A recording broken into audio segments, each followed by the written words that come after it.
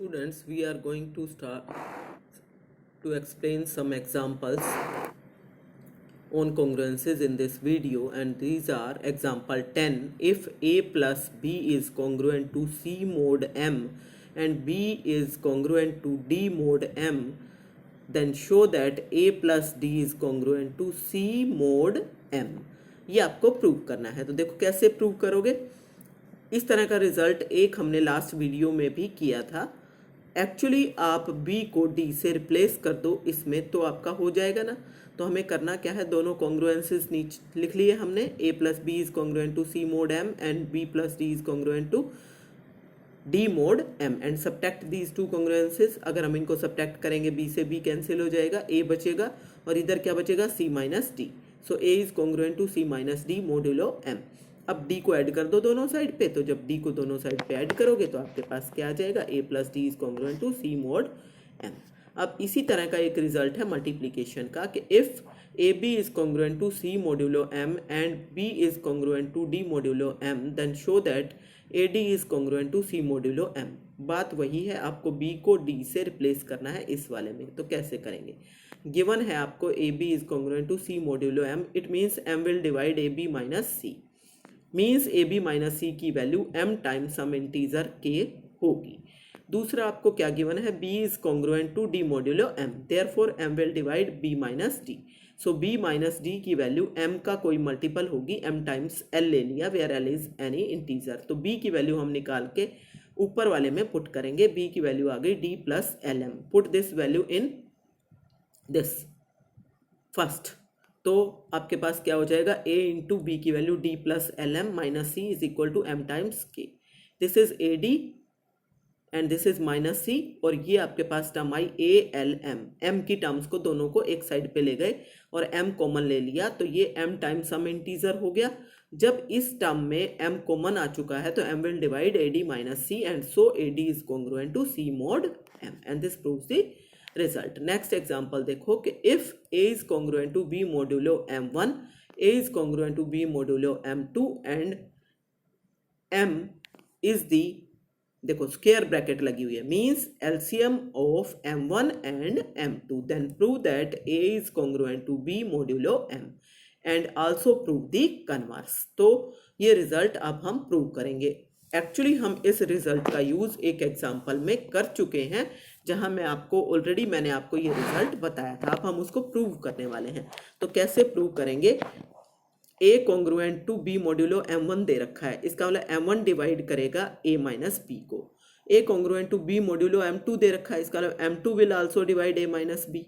और इसका मतलब ये हो गया कि a माइनस b जो है वो दोनों का कॉमन मल्टीपल है, किसका किसका, m1 और m2 का। तो this is A common multiple, और ये जो m है ये हमने क्या लिया हुआ है, लीस्ट कॉमन मल्टीपल। तो जो लीस्ट कॉमन मल्टीपल है वो दूसरा कोई भी मल्टीपल हो तो उसको तो भाग करेगा ही by definition. So m will divide a minus b and therefore a is congruent to b modulo m, and this proves the result. तो यही आपको प्रूव करना था, लेकिन आपको कन्वर्स भी प्रूव करना है। तो देखो कन्वर्स कैसे प्रूव करेंगे। कन्वर्स में आपको ये गिवन है कि a is congruent to b modulo m है, और m है क्या, m1 और m2 का एलसीएम है। जब ये लीस्ट कॉमन मल्टीपल है तो m1 भी m को भाग कर रहा है और m2 भी m को भाग कर रहा है।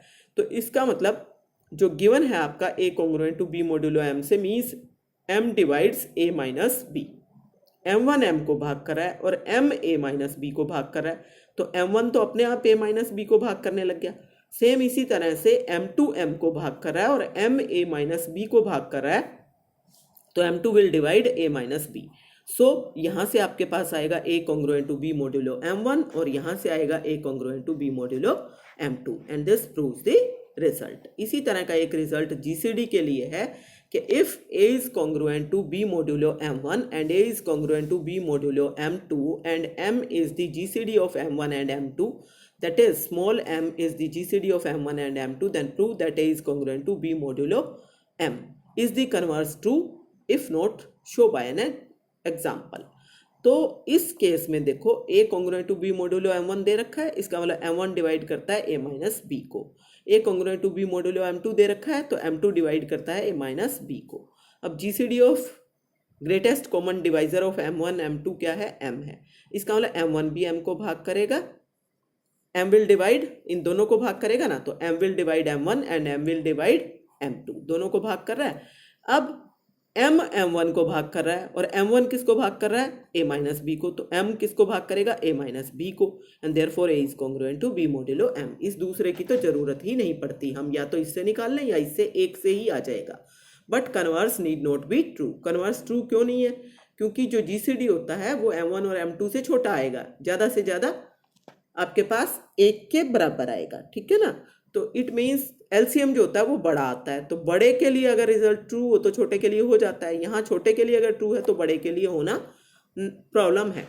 तो कैसे, converse need not be true. Example देखो, मान लो m1 की वैल्यू 10 है, m2 की वैल्यू 15 है, तो m1 और m2 का जीसीडी 10 और 15 का जीसीडी क्या हो गया, 5। अब आप अगर a को 25 ले लो और b को 20 ले लो तो हमारे पास क्या आ जाएगा, मतलब हमने क्या किया, इन दोनों का डिफरेंस 5 रखा है, ठीक है। तो 25 इज कॉन्ग्रुएंट टू 20 mod 5 हो गया ना, क्योंकि डिफरेंस 5 है, 5 इज डिविजिबल बाय 5, मतलब a is congruent to b modulo m, ये है। लेकिन 25 is not congruent to 20 modulo 10, क्योंकि डिफरेंस आएगा 5, वो 10 से भाग नहीं होगा, means a is not congruent to b modulo m1। और इसी तरह से 25 is not congruent to 20 modulo 15, 15 से भी भाग नहीं होगा, तो it means converse of the above theorem is not true. इसी तरह से आपने जो ये नंबर दो चूज किए है ना, 25 और 20, आप कोई भी दो नंबर ले सकते हो जिनमें डिफरेंस 5 हो, 30 और 25 ले लो तो भी हो जाएगा, कोई भी, ठीक है। तो आप अपने आप से करके देखोगे इसको। एग्जाम्पल देखो 14, if a is congruent to b modulo m then show that gcd of am is equal to gcd of b m। जो a और m का gcd होगा वही b और m का gcd भी होगा। as a is congruent to b modulo m है तो इसका मतलब आपके पास क्या आ गया, m will divide a minus b and so a की वैल्यू क्या आ जाएगी, b plus m Q for some integer Q, ठीक है ना। तो therefore अब GCD of A and M वो ए को डिवाइड करेगा, क्योंकि जीसीडी जो होता है दोनों नंबर का वो दोनों नंबर को भाग करता है, तो जीसीडी ए और एम का ए को भी भाग करेगा, एम को भी भाग करेगा, तो GCD of A and M also divides A and also divides M. इसी तरह से आपके पास 1 की हेल्प से, जो ये आपका 1 है, इस 1 की हेल्प से आपके पास क्या आ रहा है कि GCD of A and M will divide B. क्यों, क्योंकि a को भाग कर रहा है और m को भाग कर रहा है, तो यहां से b की वैल्यू क्या आएगी, a माइनस एम क्यू आएगी ना भाई। और अगर a को भाग कर रहा है तो a minus M times Q को भी तो भाग करेगा जीसीडी ऑफ a एंड m, एंड देयरफॉर a और m का जीसीडी b को भाग करेगा। एंड जब ये b को भाग कर रहा है तो इसका मतलब जीसीडी m को तो पहले से भाग कर रहा था और b को अब भाग करने लग गया, so GCD of A and M will divide GCD of B and M, and similarly we can prove that GCD of B and M will divide GCD of A and M। अगर आप इसको rough copy पे GCD of A और M को D1 मान के और GCD of B and M को D2 मान के करोगे तो आपको समझने में थोड़ी सी और आसानी हो जाएगी। एंड जब ये दोनों नंबर एक दूसरे को डिवाइड कर रहे हैं तो GCD of A and M is equal to GCD of B and M। तो अब आप एक्सरसाइज ट्राई कर सकते हो, आपको प्रॉब्लम नहीं आनी चाहिए, कोई भी प्रॉब्लम आप आती है तो आप पूछ सकते हो। तो मैं आपको स्क्रॉल करके एक्सरसाइज भी दिखा रही हूँ वीडियो में, तो आपने, और साथ में मैंने आंसर्स भी दे दिए हैं। जो बच्चे पीडीएफ नहीं देख पा रहे हैं, जो स्टूडेंट्स, वो यहाँ से एक्सरसाइज के क्वेश्चंस देख सकते हैं और उनको अटेम्प्ट कर सकते हैं। ओके।